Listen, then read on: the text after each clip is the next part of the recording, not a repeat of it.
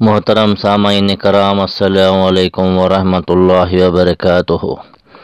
میں گواہی دیتا ہوں کہ اللہ کے سوا کوئی عبادت کے لائق نہیں ہے، اور محمد مصطفیٰ صلی اللہ علیہ وسلم اللہ کے بندے اور رسول ہیں۔ قل هو اللہ احد اللہ الصمد لم یلد ولم یولد ولم یکن لہ کفوا احد۔ میرا دل خون کے آنسو رو رہا ہے۔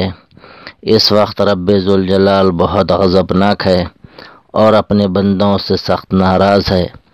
ہم تو رحمت عالم صلی اللہ علیہ وسلم کے صدقہ طفیل میں خیر الہی سے محفوظ ہیں، ورنہ اللہ اگر چاہے تو اس سردی کو اتنی شدید ترین بنا دے کہ سارے انسان آنے واحد میں اکڑ کر اور ٹھٹر کر مر جائیں۔ کوئی آندھی چلا دے جس سے دنیا کے تمام نفوس ہوا میں تنکوں کی طرح اڑنے لگیں، یا کوئی اور عذاب بھیج دے۔ میرا رب اس لیے غضبناک ہے کہ ساری دنیا کے چرچوں کلیساؤں میں اس کی وحدانیت سے انکار کیا جا رہا ہے۔ عیسیٰ علیہ السلام فقط اللہ کے بندے اور رسول ہیں۔ رب العالمین اس بات سے پاک ہے جو مشرکین بیان کر رہے ہیں۔ رب کریم ساری دنیا کے مشرکین کو ہدایت دے، ایمان کی توفیق عطا فرمائے۔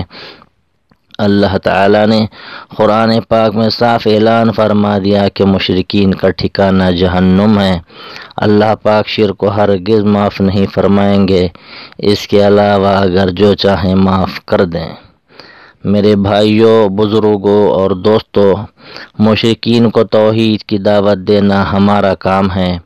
ہمارے مسلمان بھائی جلسے جلوسوں میں نعرہ تکبیر اور نعرہ رسالت کی صدائیں لگا کر مطمئن شاداں و فرحاں ہیں، جبکہ شہروں، گاؤں، دیہاتوں میں ایمان والے بھائی مرتد، مشرک و کافر ہو رہے ہیں۔ سلمان رشدی، تسلیمہ نسرین اور وسیم رضوی، جنہوں نے کوڑی کے داموں میں اپنا ایمان بیچ دیا، صرف مہرے ہیں، کفار و مشرکین کے زر خرید غلام ہیں۔ میڈیا میں ان کی تشہیر ہونے سے وہ منظر عام پر آئے۔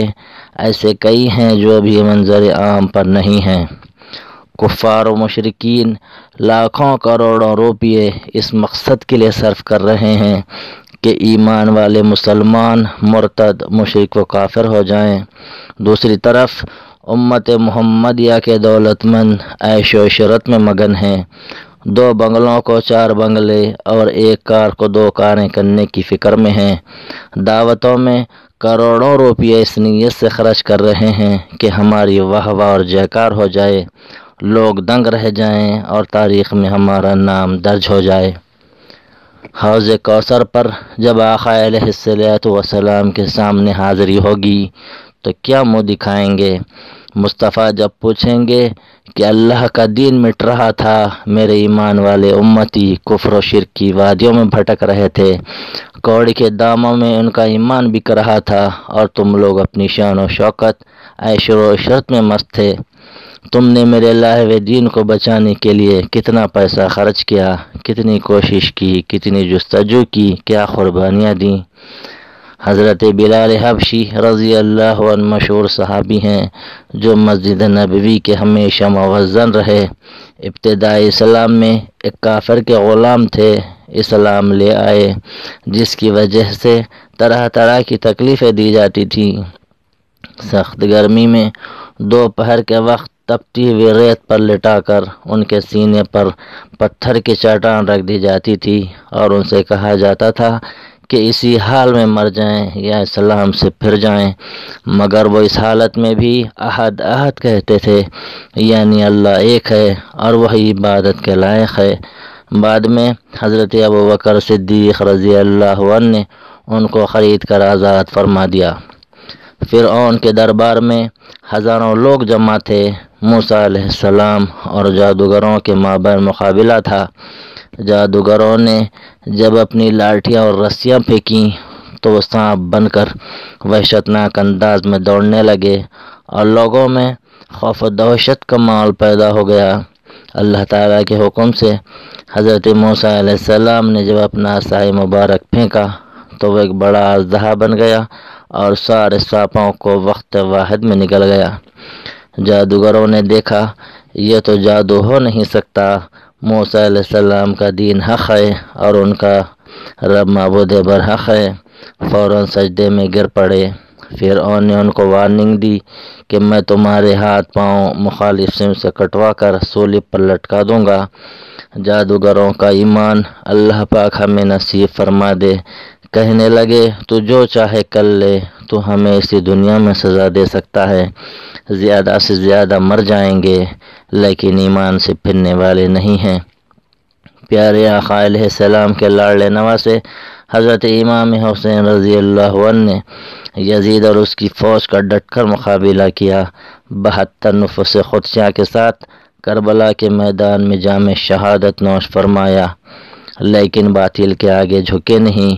امام علی مقام نے رہتی دنیا تک کے ایمان والوں کو دین کے لیے قربان ہونے کا درس دیا۔ کیا آج کے مسلمانوں میں دین اسلام کی بقا اور تحفظ کی خاطر مرنے مٹنے کا جذبہ ہے؟ کتنے مسلمان ہیں جو یکساں سول کوڈ کے نفاذ کی مخالفت میں اپنی جان عزیز قربان کرنے تیار ہیں؟ یہ آج یا کل ضرور ہونے والا ہے۔ اگر آپ کا پڑوسی آپ کے گھریلو معاملات میں مداخلت کرنے لگے اور یہ اصرار کرے کہ میں جو چاہ رہا ہوں تم کو ویسا کرنا پڑے گا، آپ کیا کریں گے؟ پہلے تو اس کو شرافت سے سمجھائیں گے کہ تم اپنے گھر کی فکر کرو، میرے گھریلو معاملات میں آنے کی ضرورت نہیں۔